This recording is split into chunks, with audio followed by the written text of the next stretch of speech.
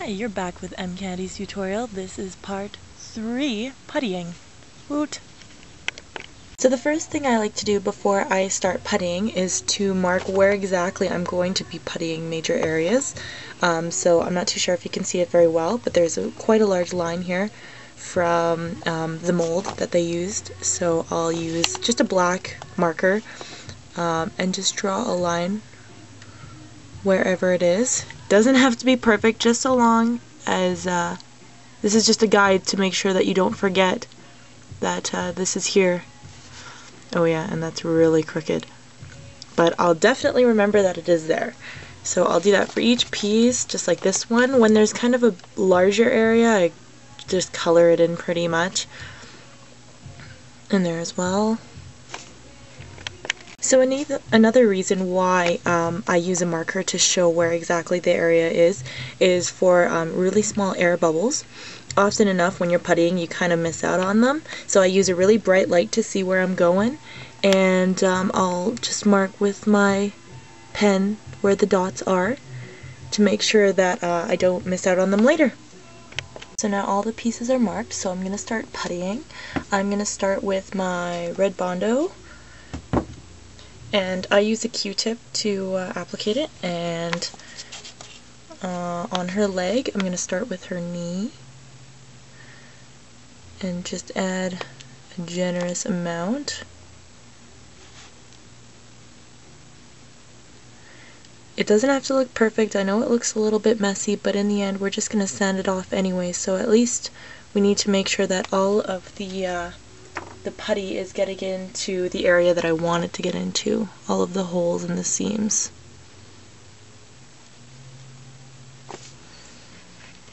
So I've completely done this, the puttying for this leg, and now I'm going to start sanding it because the putty's dry.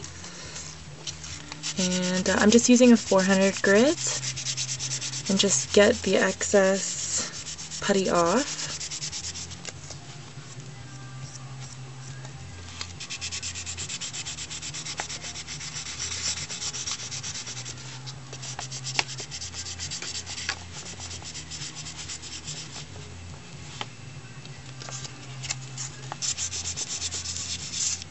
And just continue along the piece. Now this piece is, I've finished the sanding, and you can tell, especially like at the knee, where the putty was used, it goes into those cracks, and same up here with the line, and a little bit up here as well. Now when I'm puttying two pieces that are separate, I do use a different kind of putty, just because the Bondo, it doesn't come off of the pieces very well, just like the other ones, because it's not very moldable. I use this epoxy glue by Tamiya. It gives you two pieces because you're supposed to put half of one and then half of the other.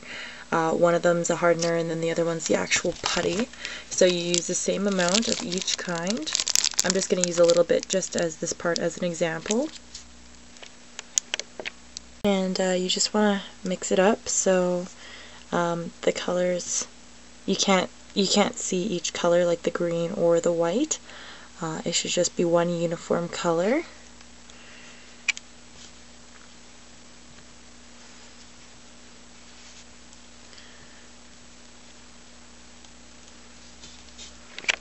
So now just on one side of the piece you want to put some petroleum jelly. I put it on a Q-tip just so I don't make a mess, and I put quite a bit on one side. This is so that the putty doesn't adhere to this side.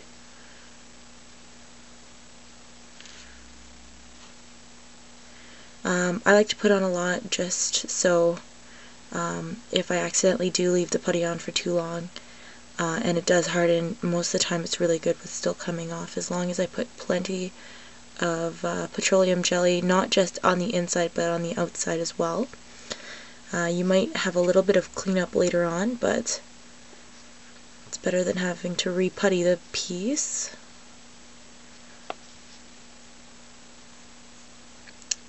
Yeah, and that's plenty. So I'll roll out the putty kind of string it out a little bit.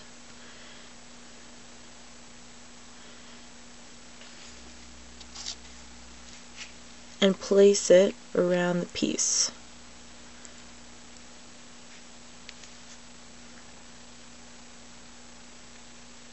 It doesn't stick very well right away.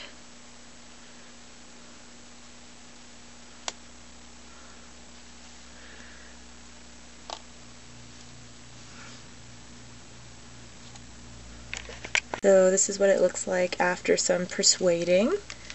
And then we just want to put it on the Vaseline side and press it all the way in.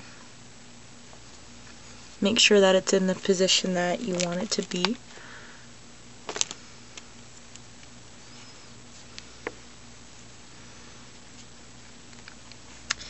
And then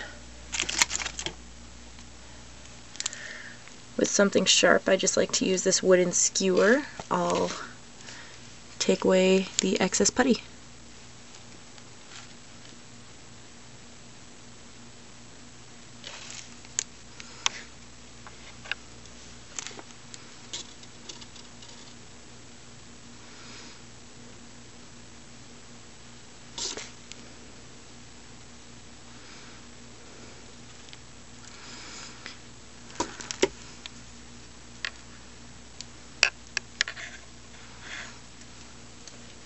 Okay, and I'm kind of sucking right now, just hold on.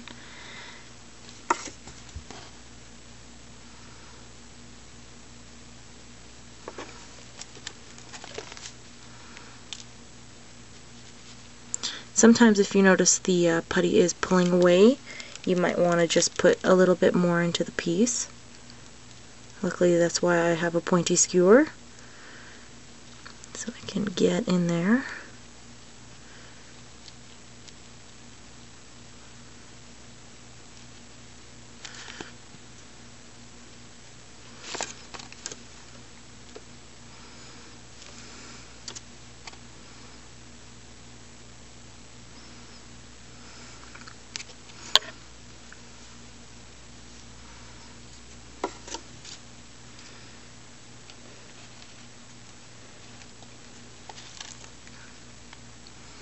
Okay, so that looks good, and now I will leave it to dry for a couple of hours. So I let it sit overnight, and now the two pieces should be able to come apart quite easily. Just make sure you're very delicate on it, and as you can tell, there's no putty on the one side, and all the putty is stuck to the other side, which is good. And now we just need to sand it a little bit better to make it a little bit cleaner. So I have sanded the seam down, and this is what it looks like.